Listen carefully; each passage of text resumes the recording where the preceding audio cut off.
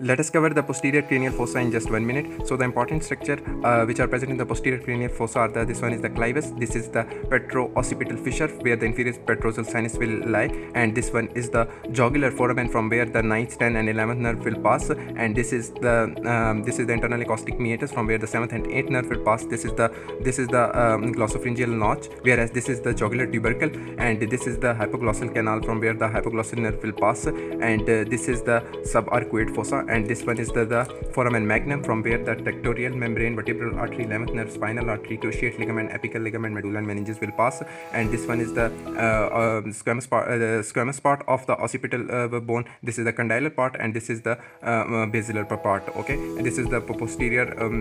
This is the internal occipital protuberance. This is the internal occipital crest. This is the vermen fossa. These the two are the transverse sulcus. They will continue as a sigmoid sulcus, which will houses the sigmoid sinuses, and the anterior boundary is formed by the superior boundary of the petrous temporal bone, and this is the dorsum sellae. Both of them will form the anterior boundary, whereas the lateral boundary will be formed by the mastoid bone and the mastoid angle of the parietal bone, and posteriorly the boundary is formed by the squamous part of the occipital bone, and the floor is mainly formed by the squamous part of the occipital bone, condylar part, foramen magnum, clivus, and so these are all about important structure which are involved in the posterior cranial fossa.